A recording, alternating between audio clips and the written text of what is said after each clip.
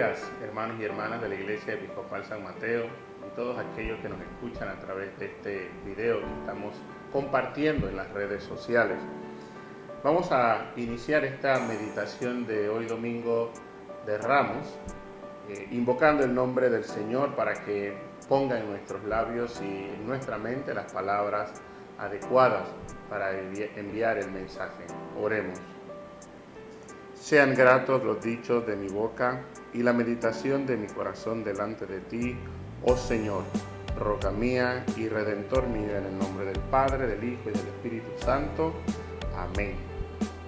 Muy bien, hermanos y hermanas, nos encontramos en el inicio de la Semana Santa.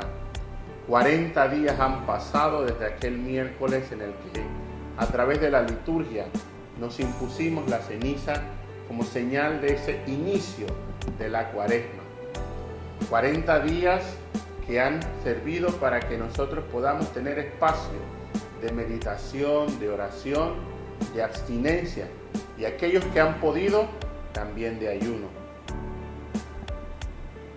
Y arrancamos esta Semana Santa poniendo un poquito en contexto qué es lo que estamos celebrando.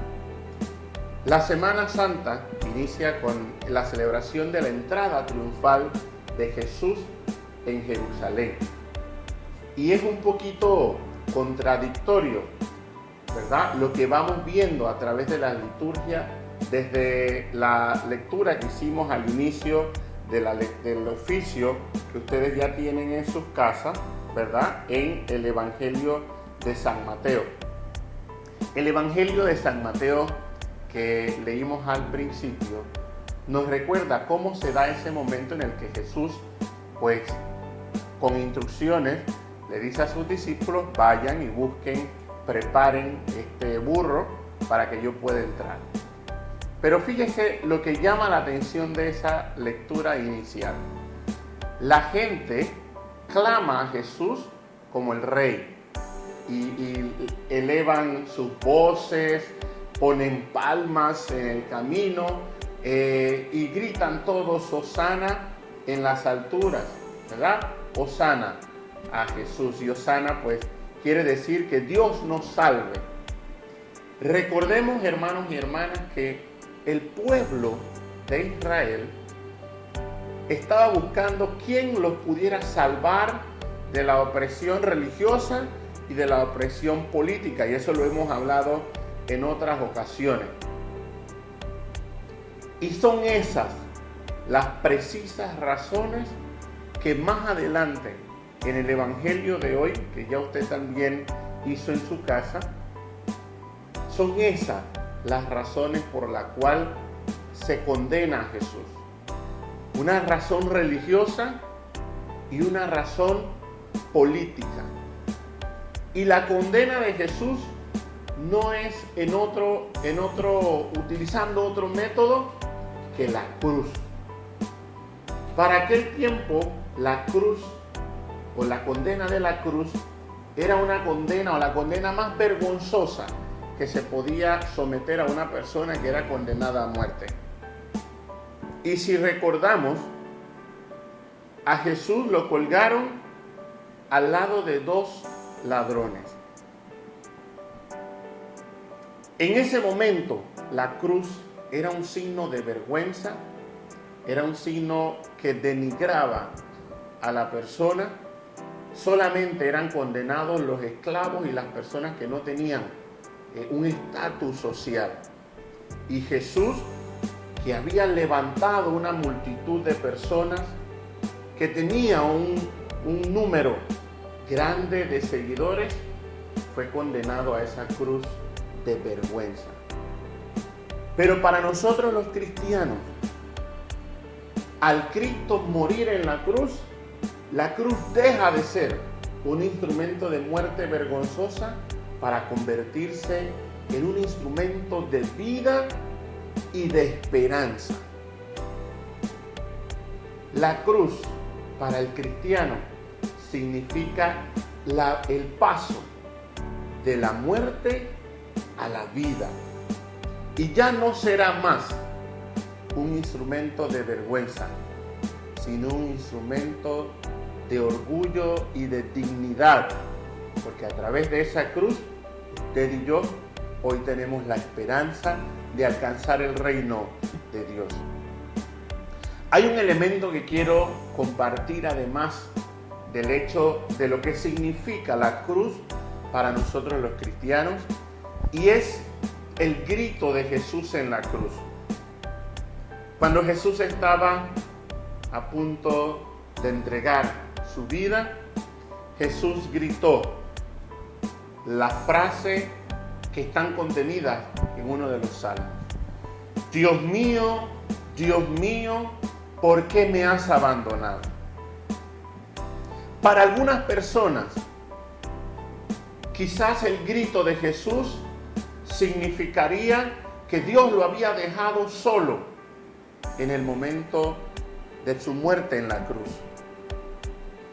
Para algunos, aquellos que estaban alrededor de Jesús, que habían escuchado a Jesús hablar de su Dios, de su Padre, y están en este momento de dificultad, oír que Jesús afirmaba o decía que Dios lo había abandonado, era la razón por la cual podía sustentar el hecho de que Jesús no era el Hijo de Dios.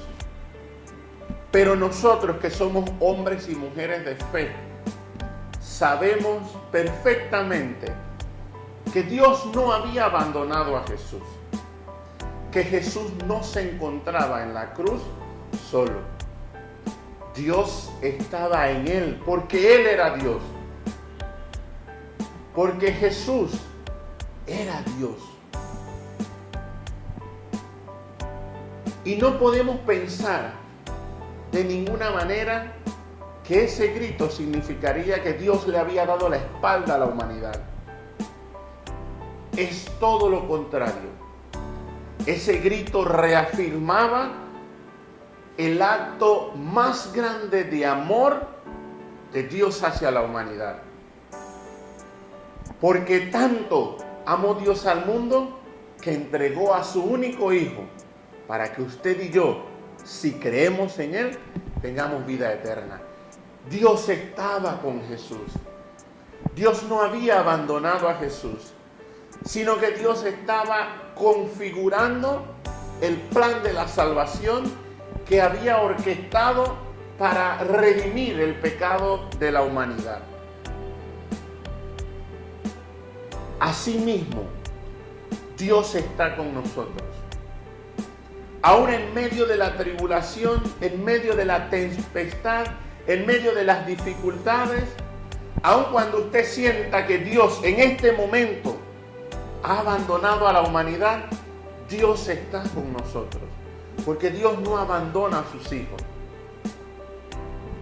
Es posible que algunas cosas que nos estén pasando o que nos han pasado o que nos vayan a pasar sean simplemente un poco de aquello de que la humanidad ha querido dejar a Dios de su lado o de lado.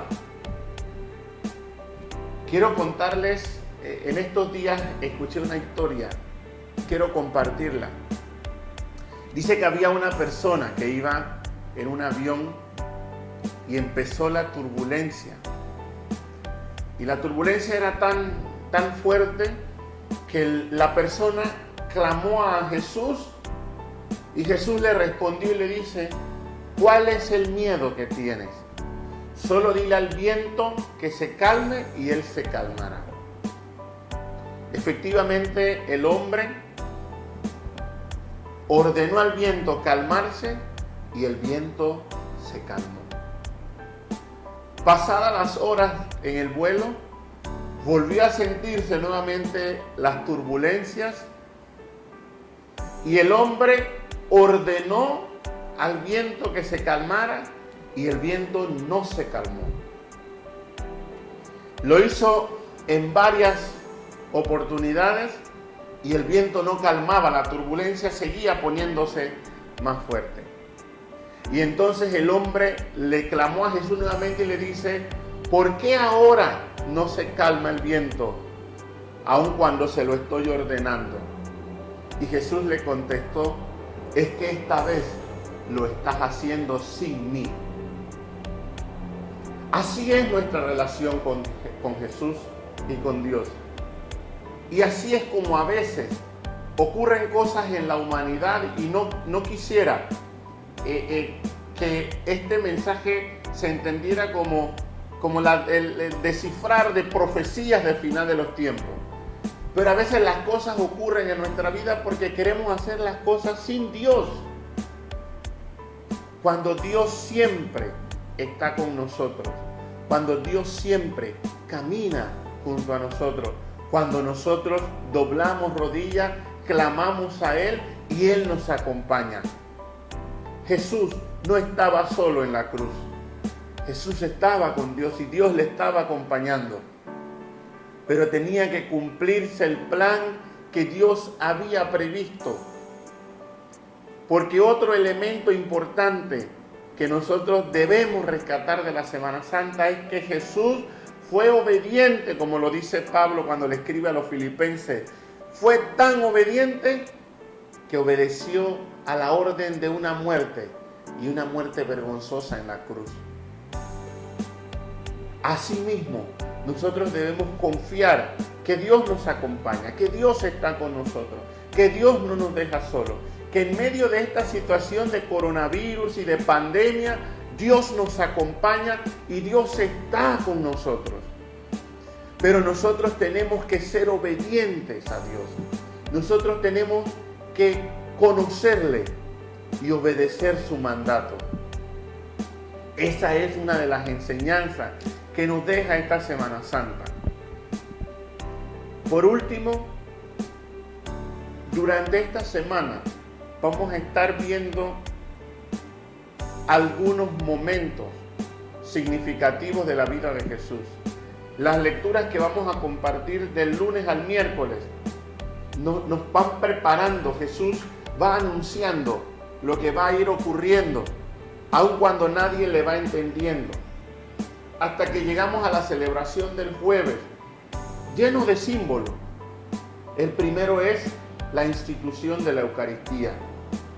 El segundo es la institución del mandamiento del amor y del servicio. El tercero es la traición del discípulo que caminó con Jesús.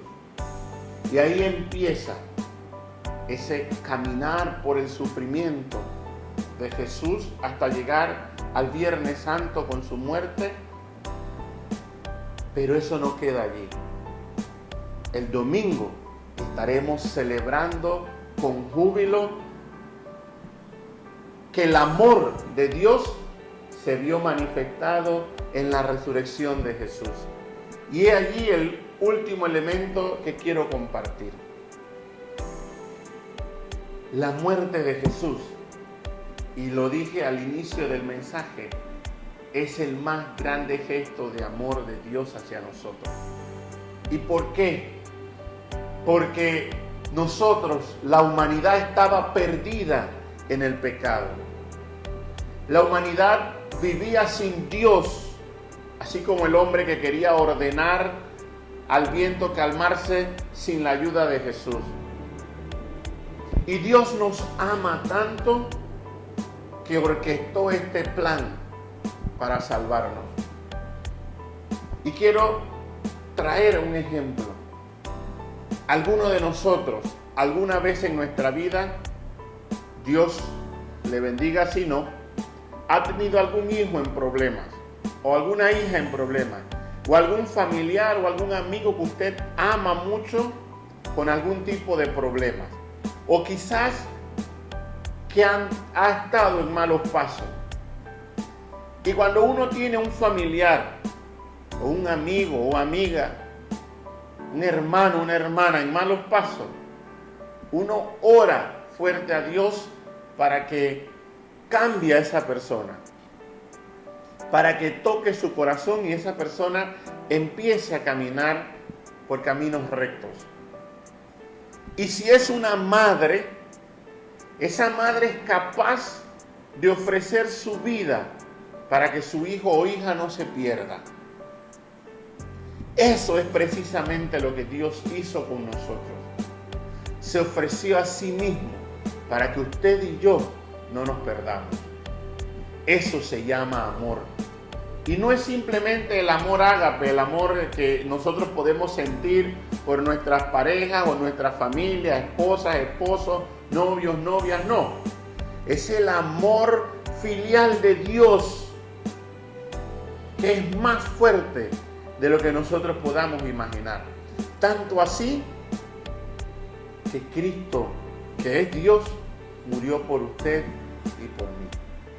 Valoremos ese sacrificio de Cristo.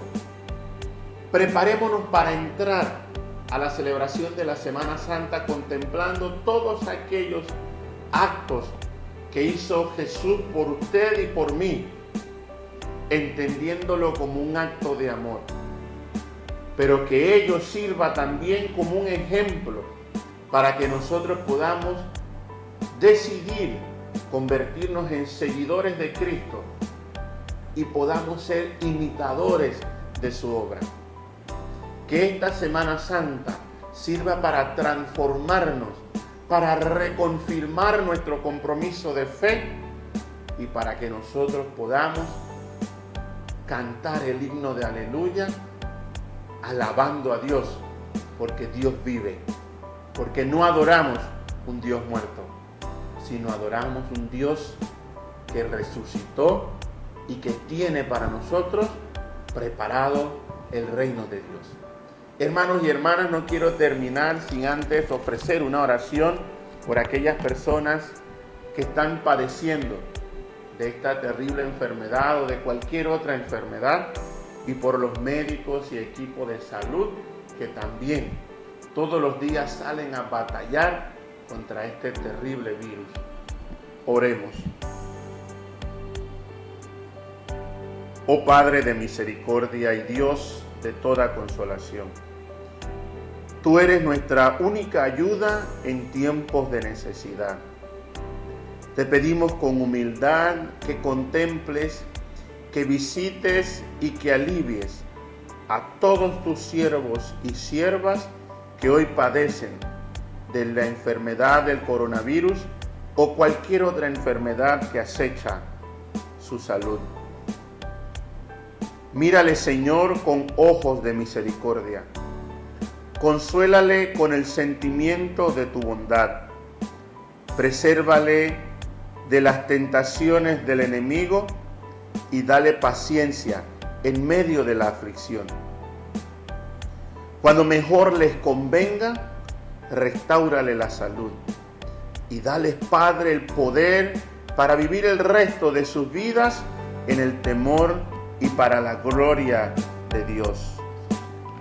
Y te pedimos, Señor, que santifiques a quienes has llamado al servicio de la ciencia, a todo el equipo de salud de este país y a las autoridades que día a día toman decisiones para el bienestar de todos los panameños y panameñas. Presérvales, Señor. Cúrales de cualquier dolencia física o espiritual. Fortaléceles con tu espíritu de vida, de manera que por medio de su ministerio y de su entrega puedan seguir promoviendo salud a esta comunidad que lo necesita. Todo esto te lo pedimos por ese Cristo que murió y que resucitó para darnos gloria. Amén. Feliz domingo y excelente semana tengan todos y todas. Dios les bendiga.